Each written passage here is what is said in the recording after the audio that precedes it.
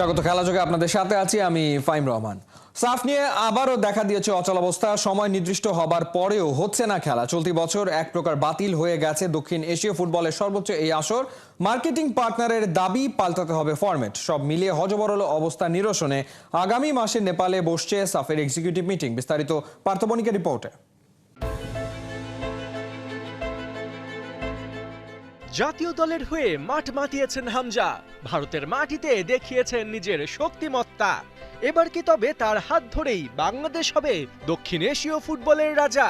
জুনে অনুষ্ঠিত হতে যাওয়া সাফ চ্যাম্পিয়নশিপ ঘিরে বাংলাদেশের ফুটবল ভক্তদের স্বপ্নটা এমনই ছিল। শুধু ২২ বছরের শিরোপা ক্ষুধা মেটানোই নয়, এই টুর্নামেন্টে প্রথম হামজা সমিত সোম জুটি দেখার অপেক্ষায় ছিল বাংলাদেশ। তবে ঢাকা থেকে কলম্বো, সেখান থেকে জার্মানির হ্যামবুর্গে অনুসন্ধান চালিয়ে খেলাযোগ যে তথ্য পেয়েছে তাতে সাফ নিয়ে আসার চেয়ে শঙ্কাটাই বেশি।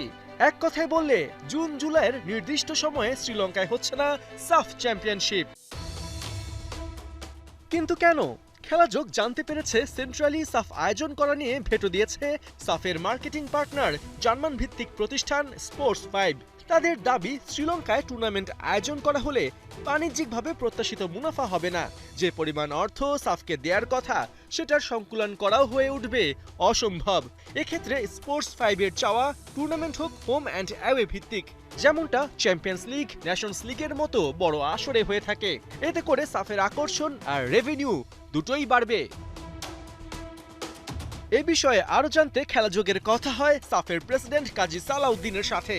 এবছর সাফ না হওয়া নিয়ে এখনই চূড়ান্ত রায় দিতে রাজি নন কাজী সালাউদ্দিন। জানিয়েছেন ফাইনাল ডিসিশনের জন্য অপেক্ষা করতে হবে ২৪ মে নেপালে অনুষ্ঠিত হতে যাওয়া সাফের এক্সিকিউটিভ মিটিং পর্যন্ত। এখানে প্রবলেম হলো যে হোম এন্ড অ্যাওয়ে হবে না সেন্ট্রাল হবে। তো সেন্ট্রাল হওয়ার চান্স নাই। হোম এন্ড অ্যাওয়ে হলে ফিক্সারটা করতে গেলে এটা কিভাবে ডিলে হবে, কি হবে না হবে, ওই জিনিসগুলো ডিসিশন হবে ইয়েতে নেপালে।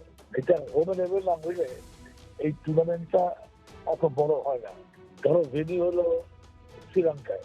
শ্রীলঙ্কায় যদি মালদ্বীপ আর ভুটান খেলে দুটো লোক হবে না, কিন্তু আবার মালদ্বীপে যদি ভুটান যায় তাহলে স্টেডিয়াম ভরে যাবে।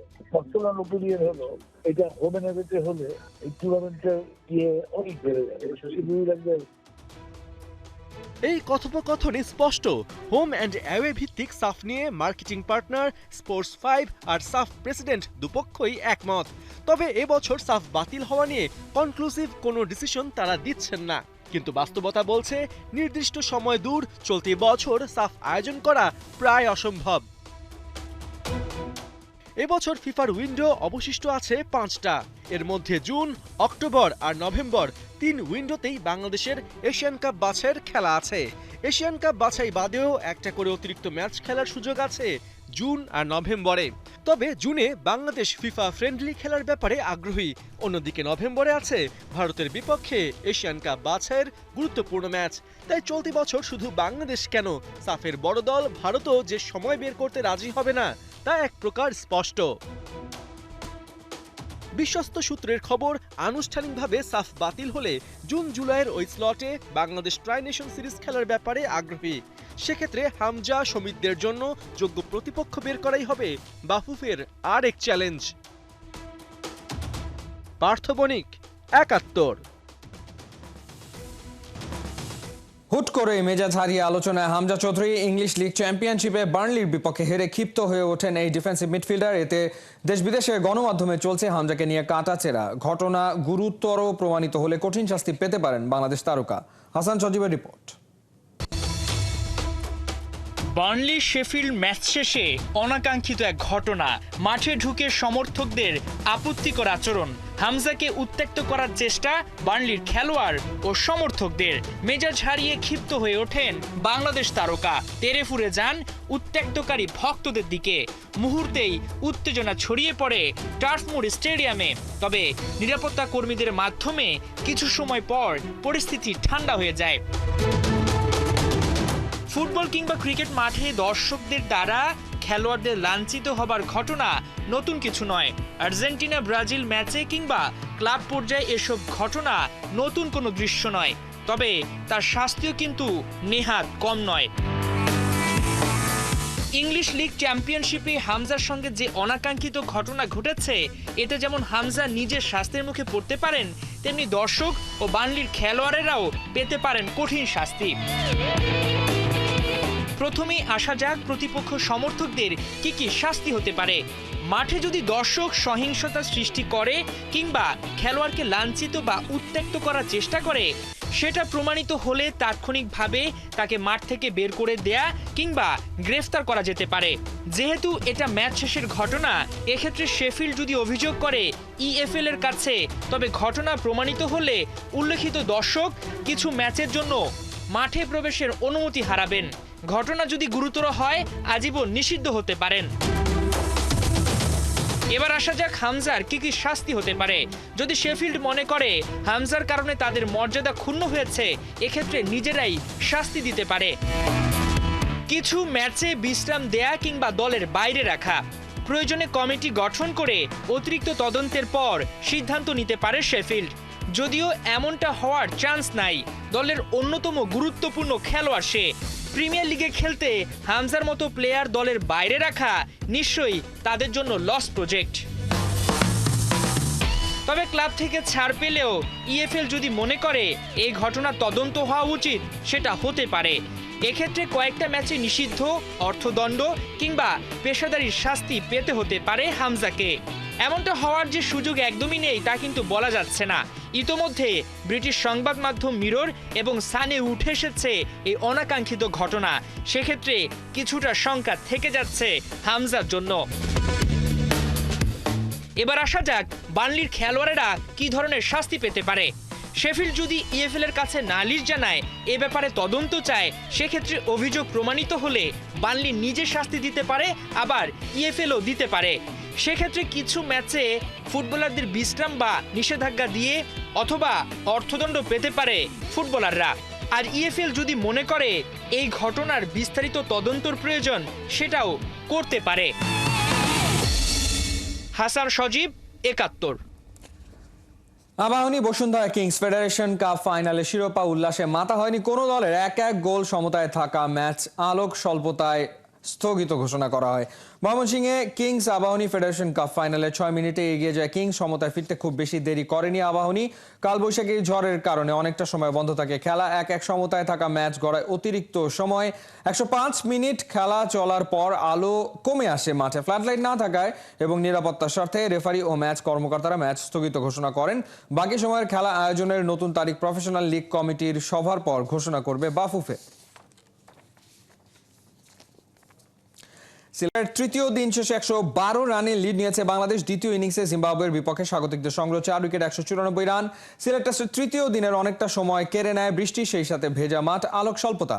খেলা হয় কেবল 44 ওভার। 1 উইকেটে 57 রান নিয়ে দিন শুরু করা বাংলাদেশ 3 উইকেট হারিয়ে স্কোর বোর্ডে তোলে 137 রান। মুমিনুল হক ও মাহমুদুল হাসান জুটি থেকে আসে 60 রান। এরপর অধিনায়ক শান্ত মুমিনুলকে সাথে নিয়ে করেন ইনিংস বড় করার চেষ্টা। মুমিনুল 47 রান করে আউট হলেও নাজমুল 60 রানে, জাকের আলী 21 রানে অপরাজিত আছেন। প্রথম ইনিংসে 56, দ্বিতীয় সুযোগে 47 সেট হয়েও বড় ইনিংস খেলতে না পেরে হতাশ মুমিনুল হক। দিন শেষে প্রেস কনফারেন্সে বলেছেন সিনিয়র ব্যাটার হিসেবে তার আরও দায়িত্ব নেওয়া উচিত ছিল। যদিও ইনিংসের পর ইনিংস ব্যর্থ হওয়া আর এক সিনিয়র মুশফিক সম্পর্কে জিজ্ঞেস করতে ভিন্ন সুর মুমিনুলের। মুশফিকের ভালো ইনিংসের অপেক্ষায় সাবেক এই টেস্ট কাপ্তান। সাইফুল রূপকের রিপোর্ট। 6 ফুট 8 ইঞ্চি জিম্বাবুয়ানরা বলে মাউন্টেন, মানে এত লম্বা সেই মুজারাবানির বলেই মুশফিকুর রহিম সিলেট টেস্টের দ্বিতীয় ইনিংসে আউট হচ্ছেন। 2 ইনিংসেই 4-4। গত 4 ইনিংসেই মুশফিকের সিঙ্গেল ডিজিট, 12 ইনিংসে কোনো 50 নেই। কত ইনিংস সুযোগ পেলে আসলে তিনি 50 হাঁকাবেন, অথবা কত ইনিংস সুযোগ দেবে টিম ম্যানেজমেন্ট? আমি কোনোভাবে ওনার নিয়ে ওরিড না, কারণ এতদিন ধরে ইন্টারন্যাশনাল ক্রিকেট খেলছে, উনি জানে কীভাবে ব্যাক করতে হয় আর কীভাবে রান করতে হয়, এই জিনিসটা জানে। আমার কাছে মনে হয় যে আপনারা মানে সবাই যে জিনিসটা ভুলে যাওয়া উচিত না উনি বাংলাদেশ টিমের জন্য কি করেছে আর ওনার রানটা কতটুকু ইম্পর্টেন্ট, কতটুকু কী করতে পারে। আর যখনই খেলে তখন ম্যারাথন ইনিংসই খেলে। তো আমার কাছে মনে হয় এত তাড়াতাড়ি কোনো জিনিস উনি যা যা অর্জন করছে বাংলাদেশ টেস্ট ক্রিকেটের জন্য, ওটা কোনোভাবে আমার কাছে মনে হয় ভুলে যাওয়া। আমার কাছে মনে হয় এখন আরও টেস্ট ক্রিকেট নিয়ে আরও ভালো ক্রিকেট খেলতে পারে, কারণ দুই ফরম্যাট থেকে যেহেতু অবসর নিয়েছে, এখন একটা ফরম্যাটে উনি মনোযোগ দেবে। তাই এখন আমার কাছে মনে হয় আরও বেটার, আগে যার যত ভালো খেলতে টেস্ট এখন আরও ভালো খেলবে, কারণ একটা ফরম্যাট যখন খেলবেন তখন আপনার শুধু একটা লাইনেই আপনি থাকবেন, তখন আপনার পারফর্ম করা ইজি হয়ে যায়। দুই ইনিংসেই সিঙ্গেল ডিজিটে আউট হয়ে সমালোচিত মুশফিকুর রহিম দুই ইনিংসেই ভালো ব্যাটিং করেও আক্ষেপে পড়ছেন মুমিনুল হক। প্রথম ইনিংসে 56, পরের ইনিংসে 47। দুই ইনিংসেই সেঞ্চুরি করার দারুণ সুযোগ ছিল, তার প্রিপারেশন ভালো ছিল, সেট হয়ে গিয়েছেন, তারপর আসলে সেই সুযোগটা হেলায় ফেলেছেন। যেটা বললেন যে 100, দেখেন যখন টেস্ট ম্যাচ খেলি তখন হয়তো 100 চিন্তা ভাবনা করে খেলি না, চিন্তা করি যে কেউ 4 সেশন অথবা 5 সেশন 3 সাড়ে 3 সেশন 400 ব্যাটিং করা যায়। তো ওই হিসেবে চিন্তা করলে আমি যে সিনিয়র ব্যাটসম্যান, ওই হিসেবে চিন্তা করলে আমার কাছে মনে হয় যে আমি দুই ইনিংসে সেট হয়ে হয়েছি। দেখেন আমি ম্যাক্সিমাম হয়তো 1 সেশন খেলতে পেরেছি। 1 সেশন সিনিয়র প্লেয়ার হিসেবে 1 সেশন কোনোভাবে এটা কাম্য না। আমার কাছে মনে হয় যে আমি যদি 3 সেশন ব্যাটিং করতে পারতাম আরও, তাহলে হয়তো ফার্স্ট ইনিংসে সেকেন্ড ইনিংসে ভালো একটা পজিশনে চলে যেতে পারতাম। সিলেট টেস্টের দ্বিতীয় দিন শেষে সহ অধিনায়ক মেহেদী মিরাজ জানিয়েছিলেন জিম্বাবুয়েকে 300 আশপাশে টার্গেট দিতে পারলে বাংলাদেশ দলের জন্য কনফিডেন্সটা ভালো থাকবে। তৃতীয় দিন শেষে বাংলাদেশ 112 রানে এগিয়ে, হাতে আছে 6 উইকেট। যে কোনো কিছুই হতে পারে। এখন আসলে পিচের চরিত্র দেখে কত রানকে সেফ মনে করছে টিম বাংলাদেশ? 300 হলে খুব ভালো, 300 যদি না হয় 278। যারা দুইজন ব্যাটিং করছেন, তারপরে আপনার মিরাজ আছে, একটা সময় কালকে সকালে হয়তো খুব হার্ড হয়ে আসবে, তো ওই সময়টা আমাদের একটু খুব ক্যালকুলেটিভভাবে ব্যাটিং করা লাগবে। আবার কোন একটা সময় দেখবেন যে খেলাটা হয়তো ছাড়বে, তো আমরা আবার একটা সময় আসবে আমরা খেলাটা ধরবো। তো ওই ক্রাঞ্চ মোমেন্ট যেটা বলেন, যে সময়টা আমাদের থাকবে, ওই সময়টা আমাদের আরও লম্বা সময় ব্যাটিং করার, মনোযোগ দিয়ে ব্যাটিং করতে হবে। ক্রিজে আনবিটেন শান্ত এবং জাকির, এরপরে মেহেদী মিরাজ, এই তিনজনই 2016 আন্ডার-19 বিশ্বকাপ খেলেছিলেন একসাথে। অর্থাৎ 3 বন্ধুর দিকেই তাকিয়ে থাকবে টাইগার ভক্তরা। যদি জিম্বাবুয়ের বিপক্ষে আসলে দারুণভাবে প্রতিদ্বন্দ্বিতা করতে চায়, 250 আশপাশে কমপক্ষে টার্গেট দিতে চায়, তাহলে 3 বন্ধুর ব্যাটটা জ্বলে উঠতে হবে 4 নম্বর দিনে। সাইফুল রূপক, 71, সিলেট। ধোনি ডিআরএস নেওয়া মানেই প্রতিপক্ষের কপালে দুর্ভোগ। একের পর এক অ্যাকিউরেট রিভিউ নিয়ে ডিআরএস কে বানিয়ে ফেলেছিলেন ধোনি রিভিউ সিস্টেম। তবে সম্প্রতি চেন্নাই স্কিপার যেন হারিয়েছেন সেই স্কিল। সোশ্যাল মিডিয়াতে ফ্যানরাই তাই এবার ট্রল করছেন তাকে। বিস্তারিত থাকছে রায়ান আহমেদের রিপোর্টে। কালের বিবর্তনে বদল আসাটা ধ্রুব সত্য। নশ্বর পৃথিবীতে সবকিছুই যেন কচু পাতায় জল, এই আছে এই নেই। ধোনি রিভিউ নিয়েই সফল হন, এ ব্যাপারটা যেন একসময় স্থায়ী হতে চলছিল। কখনো এমনও হয়েছে অনেক রিভিউতে ধোনি সফল হয়েছেন যেটা আম্পায়ার ও দর্শকের কাছে সঠিক সিদ্ধান্ত বলে মনে হয়েছিল। তাই তো ধোনির রেপুটেশনে মুগ্ধ হয়ে ডিআরএসকে অনেকে ধোনি রিভিউ সিস্টেম বলতেন। তবে এবার সময় এসেছে সেটা বদলে যাওয়ার। ব্যাটে নেই সেই আগের ধার, অধিনায়কত্বেও সাফল্য পান কালে ভদ্রে। যেমন এবারের আইপিএলে তার ক্যাপ্টেন্সিতে 3 ম্যাচের 2টিতেই হেরেছে চেন্নাই। রোববার মুম্বাই ইন্ডিয়ান্সের কাছে 9 উইকেটে হারের ম্যাচে প্রশ্নের মুখে পড়েছে ধোনি রিভিউ সিস্টেমের কার্যকারিতাও। ফ্যানরা অনেকেই বলছেন এখন আর কাজ করে না ধোনি রিভিউ সিস্টেমও। ঘটনার সূত্রপাত মুম্বাই ইনিংসের প্রথম ওভারে। খলিল আহমেদের 5 নম্বর বল রায়ান রিকেলটনের সামনের প্যাডে আঘাত হানলে ওঠেনি জোরালো কোনো আবেদন। লেগ স্টাম্প মিস করে যাবে ভেবে আম্পায়ারও দেননি আউট।